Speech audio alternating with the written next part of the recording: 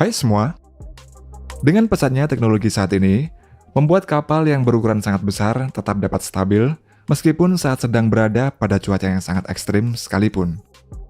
Tidak hanya itu saja, bahkan ada beberapa kapal yang dibuat oleh para insinyur dapat membalik sendiri saat terguling terkena ombak.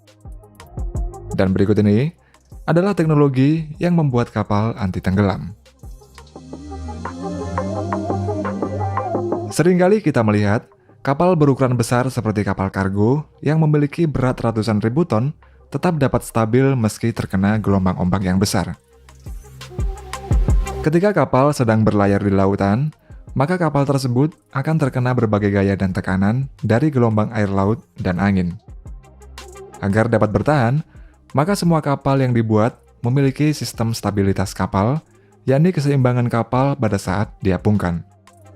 Sehingga, pada saat kapal diolengkan oleh ombak atau angin, maka kapal dapat tegak kembali. Ada beberapa perangkat yang digunakan untuk menjaga stabilitas kapal, di antaranya adalah bilge skill. Bilge skills memiliki bentuk seperti sayap atau sirip yang tidak bergerak dan dipasang pada samping lambung kapal.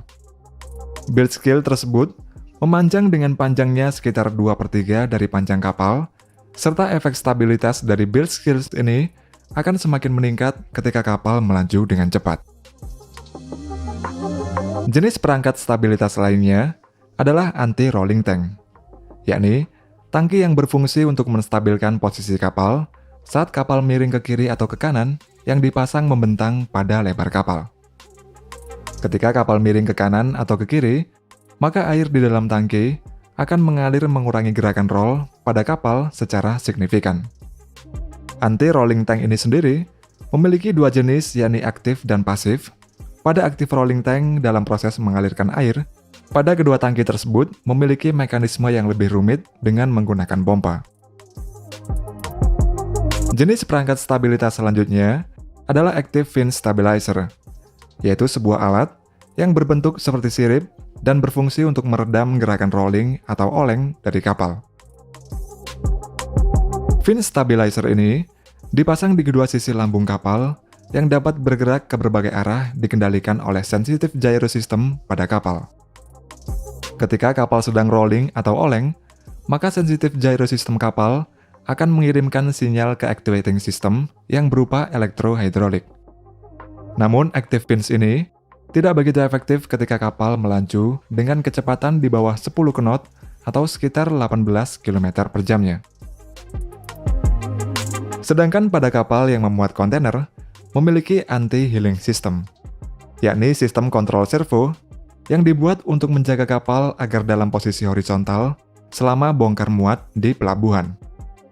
Anti-heeling ini tidak dapat digunakan sebagai sistem stabilisasi di laut terbuka, dan sistem ini hanya dapat digunakan pada saat kapal di pelabuhan melakukan bongkar muat kontainer. Sistem anti-heeling digunakan untuk mendeteksi sudut kemiringan kapal dan untuk menyeimbangkan kapal secara otomatis dengan cara memompa air pada tangki balas dari kanan ke kiri atau sebaliknya. Pada sistem anti-heeling ini, terdiri dari main control panel, pump start panel, dan anti-heeling pump. Kemudian kinerja dari sistem anti-heeling tersebut dapat bekerja secara otomatis dan manual. Selain itu, sistem stabilitas kapal juga dipengaruhi oleh titik-titik keseimbangan pada kapal, di mana titik-titik keseimbangan tersebut akan menentukan besar kecilnya nilai dari stabilitas kapal. Oleh karena itulah, titik stabilitas kapal harus selalu dipertimbangkan oleh awak kapal. Hal ini dikarenakan salah satu penyebab utama terjadinya kecelakaan adalah tidak memperhatikan perhitungan stabilitas kapalnya, baik saat kapal berada di lautan lepas maupun saat kapal berada di pelabuhan.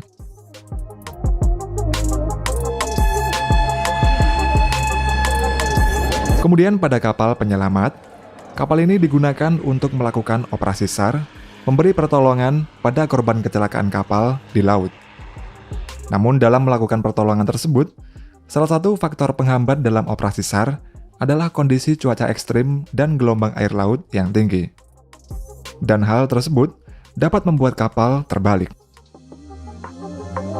Untuk mengatasi hal itu, para insinyur dari berbagai belahan dunia membuat kapal penyelamat dengan konsep self-righting boat, yakni kapal dapat kembali ke posisi semula meskipun kapal tersebut sedang dalam posisi terbalik 180 derajat.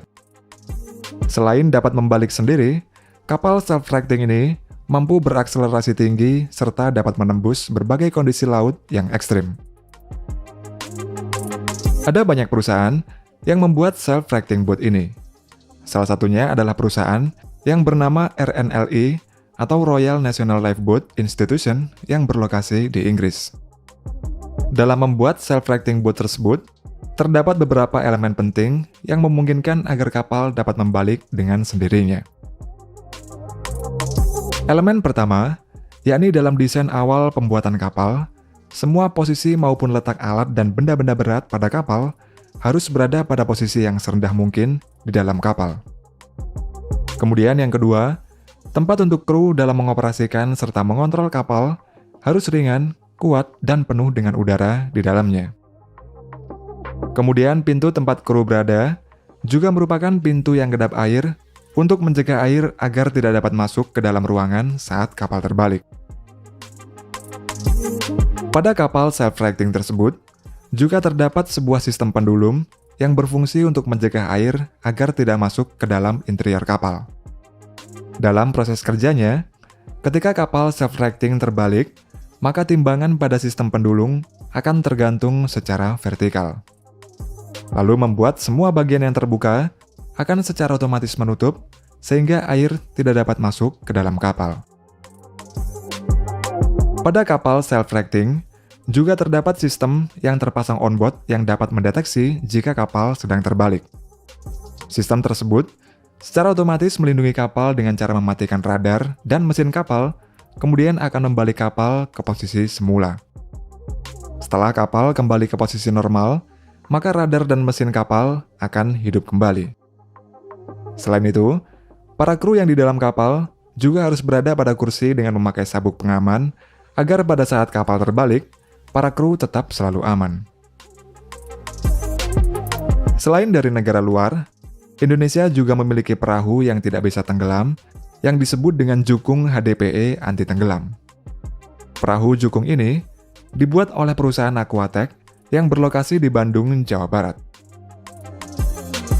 Perahu jukung merupakan sarana transportasi air yang paling umum digunakan oleh nelayan Indonesia. Salah satu kendala dari perahu jukung tradisional adalah bahannya yang terbuat dari kayu, dan rata-rata perahu jukung tradisional tersebut hanya mampu bertahan 1-2 tahun saja.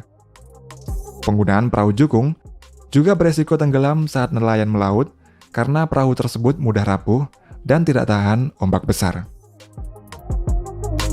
Untuk mengatasi hal tersebut, maka dibuatlah perahu jukung dengan material yang terbuat dari density polyethylene atau yang disebut juga dengan HDPE. Material ini memiliki ketahanan terhadap benturan jauh lebih tinggi dibandingkan dengan kayu dan fiber. Lambung jukung tersebut terbuat dari pipa pelampung raksasa yang tahan terhadap benturan kecepatan sedang. Sistem pipa pelampung membuat daya apung tidak bergantung pada ruang penumpang di atasnya, sehingga hal tersebut membuat perahu jukung tidak dapat terbalik atau tenggelam sekalipun dalam cuaca yang buruk. Ketika diuji coba, perahu jukung ini melakukan perjalanan dari Bangsering Banyuwangi menuju Bangsal Lombok, pulang pergi hanya dalam waktu 10 jam saja.